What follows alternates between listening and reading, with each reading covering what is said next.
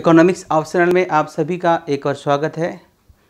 लंबे समय के बाद थोड़ा मिल रहे हैं, क्योंकि वक्त कम था, बैच में ज़्यादा बिजी थे। लेकिन ये कुछ क्वेश्चन है जो आपको 66 का जो एग्ज़ाम होने वाला है मेंस का, उसमें आपको हेल्पफुल होगा। क्योंकि इतने कम वक्त में किसी टॉपिक को पढ़ाना मुश्किल है, लेकिन कुछ सेलेक्टेड क्वेश्चन है। ये पेपर 1 का है। पेपर 2 का क्वेश्चन भी मैं आपको अपलोड करूँगा 1-2 दिन में, और इसमें पेपर 1 में भी कुछ और क्वेश्चन मैं दूंगा। तो ये जो क्वेश्चन है आपको तत्कालिक कुछ मदद पहुंचा सकती है अगर आपकी प्रिपरेशन अच्छी नहीं है तो। लेकिन अगर आप इकोनॉमिक्स पहले से पढ़े हैं तो कुछ सिलेक्टेड क्वेश्चन है पेपर 1 का जो आपको आगे की तैयारी में मदद करेगा। जैसे देखिए, सबसे पहला क्वेश्चन है explain the law of variable proportion. परिवर्तनशील अनुपात के नियम आप पढ़े होंगे। ये माइक्रो इकोनॉमिक्स का टॉपिक है, प्रोडक्शन का। माइक्रो इकोनॉमिक्स है, प्रोडक्शन का ये चैप्टर्स है जो वहाँ पे आप देख सकते हैं प्रोडक्शन के यूनिट में। ये आपका क्वेश्चन है। ये क्वेश्चन काफ़ी यूनिवर्सली ट्रुथ मानी जाती है और इसमें बार बार क्वेश्चन आता है। Distinguish between monopoly and monopolistic competition, ये आपका मार्केट का क्वेश्चन है। मार्केट पढ़े होंगे आप लोग। मार्केट का ये आपका क्वेश्चन है माइक्रो इकोनॉमिक्स में। मार्केट से आपका एक क्वेश्चन आपको मिल जाएगा। क्लियर। नेक्स्ट है इसी तरह से आपका तीसरा क्वेश्चन है discuss the role of direct and indirect tax in Indian tax structure. तो ये आपको मिलेगा पब्लिक फाइनेंस में। कहाँ मिलेगा? पब्लिक फाइनेंस में मिलेगा। पब्लिक फाइनेंस लोक वित्त को कहते हैं पब्लिक फाइनेंस। या फिर मिश्रा एंड पुरी का बुक है ना, तो मिश्रा एंड पुरी के बुक में भी आपको ये टॉपिक आपको कवर हो जाएगा, है ना। ये अगर आर के लेखी या बीपी त्यागी का बुक है उसमें भी ये टॉपिक आपको मिल जाएगा। उसके बाद नेक्स्ट आपका क्वेश्चन है what are the function of central bank critically examine the monetary policy of the Reserve Bank of India. तो आपका ये जो सेंट्रल बैंक है ये आपका मैक्रो इकोनॉमिक्स में मिलेगा। अगर आपके पास 12th की किताब है तो 12th की किताब में भी अच्छे से आपको टॉपिक आपको मिल जाएगा। लेकिन जो मॉनेटरी पॉलिसी है, ये मॉनेटरी पॉलिसी मॉनेटरी इकोनॉमिक्स में या फिर मनी इन बैंकिंग के बुक में आपको मिलेगा। या आपके पास इंडियन इकोनॉमिक्स है तो उसमें भी आपको ये टॉपिक मिल जाएगा। दोनों से मिलाकर आप इसका आंसर तैयार कर सकते हैं। Examine the factors influencing the investment decision in economy and which of them you consider important. ये टॉपिक इन्वेस्टमेंट का है। ये कहाँ मिलेगा? ये मैक्रो इकोनॉमिक्स में मिलेगा, है ना। देखिए अलग अलग जगहों से है, मैं थोड़ा गाइड कर देता हूँ। ये कहाँ मिलेगा? ये आपको मैक्रो का पार्ट है, मैक्रो इकोनॉमिक्स का आपका पार्ट है, ये आपको मदद मिलेगा। क्लियर। उसके बाद देखिए नेक्स्ट क्वेश्चन आपका है what do we understand by the money supply and explain its determinants is theory of money supply. मुद्रा आपूर्ति से क्या समझते हैं, इसके निर्धारकों की व्याख्या करें, यानी इसके निर्धारक करने वाले तत्वों की व्याख्या कीजिए। ठीक है, थ्योरी, इसके निर्धारकों की व्याख्या कीजिए तथा मुद्रा पूर्ति के एच होगा H theory, high powered money theory इसको बोलते हैं, हाई पावर मनी सप्लाई। ये आपको कहाँ मिलेगा? ये आप एम एल झिंगन से ले सकते हैं। एम एल झिंगन का मैक्रो का बुक है, या एम एल सेट का है अगर आपके पास है। मैक्रो इकोनॉमिक्स में आपका ये टॉपिक आपको मिल जाएगा। मनी सप्लाई मनी में मिलेगा, उसमें अभी हाई पावर मनी आपको दिया हुआ है। Defined monetary policy in its relevant to an economy, compare the various instrument of monetary policy, है ना, concerning influencing the cost and availability of the credit. ये भी आपको मॉनेटरी इकोनॉमिक्स का अगर आपके पास बुक है या फिर मनी इन बैंकिंग का बुक है तो उसमें मिल जाएगा आपको। और अगर मिश्रा एंड पुरी का किताब है तो उसमें भी ये टॉपिक आपको कवर हो जाएगा। Examine the employment trends in India, ये भी आपका क्वेश्चन कहाँ मिलेगा?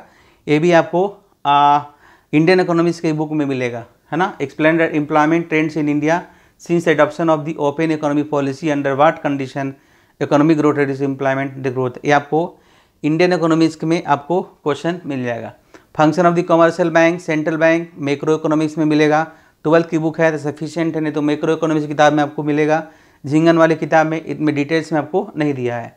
How do you desire the law of demand from the law of equimarginal, ये आपका माइक्रो इकोनॉमिक्स में मिलेगा। एच एल आहूजा की बुक है, तो एच एल आहूजा की किताब में ये आपको दिया हुआ है ना। ये टॉपिक अच्छे तरीके से माइक्रो इकोनॉमिक्स का टॉपिक है, माइक्रो इकोनॉमिक्स का टॉपिक है, ये आप वहाँ पे देख लीजिएगा। ठीक है। इसी तरीके से आपका explain the state of equilibrium of the consumer through the indifference curve, ये भी माइक्रो इकोनॉमिक्स का टॉपिक है। ये भी आपको जो है मिल सकता है। एम एल झिंगन का किताब है या फिर आपके पास आहूजा की किताब, दोनों से मिल सकता है। Explain the condition form under the perfect competition in short run, ML Jhingan sufficient है आपको आंसर लिखने के लिए। Discuss the primary function of perform by the Reserve Bank of India, explain 2 quantitative technique of credit control issue by the central bank of India. जो कि question आपका RBI के context में तो इंडियन इकोनॉमिक्स की किताब में आपको मिल जाएगा, या फिर अगर आपके पास पीडी का एक्स्ट्रा इश्यू है तो उसमें भी आपको आंसर अच्छे तरीके से तैयार कर सकते हैं। नेक्स्ट है defined the indifference curve, explain property, micro economics, ML Jhingan sufficient है या चल हो जाए तो भी सफिशिएंट। लॉ ऑफ ये 2 बार हो गया है, एक क्वेश्चन मैंने पहले आपको बताया था। उसके बाद है ये 2 बार प्रिंट हो गया। हाँ देखिए, discuss the nature of the economic law, how does it differ from, ठीक है, law of physical science and moral law. ये आपका एक क्वेश्चन कभी कभी पूछता है, इस बार इम्पोर्टेंट है, इसको देख लीजिएगा। ये माइक्रो इकोनॉमिक्स के इंट्रोडक्शन पार्ट में आपको मिलेगा, है ना, एमएल सेठ वाली बुक में दी हुई है, या टीटी सेठी की भी किताब है तो उसमें भी आपको दिया हुआ है टॉपिक। उसके बाद आइए, critically examine the Ricardian theory of rent, ML Jhingan है तो सही है, नहीं तो फिर आपका जो है एचएल आहूजा, दोनों में मिल जाएगा। Critically examine the theory of comparative cost, ML Jhingan का इंटरनेशनल इकोनॉमिक्स है, उसमें आपको मिलेगा। ये इंटरनेशनल इकोनॉमिक्स का क्वेश्चन है, आईटी इंटरनेशनल इकोनॉमिक्स, ये इंटरनेशनल इकोनॉमिक्स क्वेश्चन है। व्हाट आर द, या फिर हेक्सा-रोलिन थ्योरी, दोनों में से कोई एक क्वेश्चन पक्का आएगा, दोनों इंपॉर्टेंट है, दोनों आपका एमएल झिंगन के इंटरनेशनल इकोनॉमिक्स में आपको मिल जाएगा, ठीक है। और हेक्सा-रोलिन को ही हम लोग मॉडर्न थ्योरी ऑफ ट्रेड कहते हैं, इंटरनेशनल ट्रेड कहते हैं। What are different approaches to analysing the consumer behaviour, which of these, इसमें क्या लिखना है देखिए, डिफरेंट अप्रोच पूछ रहे हैं, इसमें सब लिखेंगे थोड़ा थोड़ा, मतलब यूटिलिटी एनालिसिस भी लिखेंगे, है ना, थोड़ा सा हम रिवील प्रेफरेंस भी लिखेंगे, और थोड़ा सा रिवीजन ऑफ डिमांड थ्योरी भी लिखेंगे, और फिर एनालाइज करेंगे। ये आपको एचएल आहूजा से ही आप कवर कर सकते हैं, एडवांस माइक्रो इकोनॉमिक्स में ये आपको पूरा टॉपिक दिया हुआ है, क्लियर। उसके बाद आइए, what are the different form of market, ये आपको माइक्रो इकोनॉमिक्स में मिल जाएगा, एचएल आहूजा के, या फिर माइक्रो इकोनॉमिक्स में principle of micro economics ML Jhingan की आती है, उससे आप कवर कर सकते हैं। तो ये सारा कुछ इंपॉर्टेंट क्वेश्चन है देखिए, लेकिन मार्केट को आपको पूरा पढ़ना है, परफेक्ट कंपटीशन हो, मोनोपोली हो, मोनोपोलिस्टिक कंपटीशन, ओलिगोपोली हो, 4 क्वेश्चन पढ़ लीजिए, एक क्वेश्चन पक्का आएगा। इंडिफरेंस कर्व को बढ़िया से पढ़ना है, इसमें से एक क्वेश्चन पक्का आने वाला है, इसमें कोई डाउट आपका नहीं है। कॉस्ट से डायरेक्ट क्वेश्चन नहीं पूछता है। सेंट्रल बैंक, कॉमर्शियल बैंक पढ़ लीजिए, एक क्वेश्चन पक्का पूछेगा। इन्वेस्टमेंट और कंजम्पशन दोनों पढ़ लीजिए, अगर आपके पास पहले से पढ़े रिवीजन कर लीजिए, इसमें से क्वेश्चन आने की संभावना होती है, इसलिए कुछ क्वेश्चन है और थोड़ा सा प्रैक्टिस कीजिए, और इसको करते हैं तो आपका एग्जामिनेशन हो सके कुछ अच्छा आपको जाए, क्लियर। तो और अगले दिन हम लोग मिलेंगे तो फिर कुछ क्वेश्चन मैं आपको बताऊंगा। वैसे मैं इसका एक क्वेश्चन थोड़ा देर में कर दूंगा। परफेक्ट कंपटीशन से एक स्टूडेंट ने क्वेश्चन पूछा है सर कि परफेक्ट कंपटीशन का आंसर हम कैसे लिखेंगे, तो इसको मैं छोटा सा वीडियो बना दूंगा, चूँकि लंबा तो संभव नहीं है, उसको विस्तार से कर लीजिएगा, क्लियर। तो आज मैं दोनों वीडियो अपलोड कर रहा हूँ जो कि आपके एग्जामिनेशन में काफ़ी मदद करेगी। Thank you.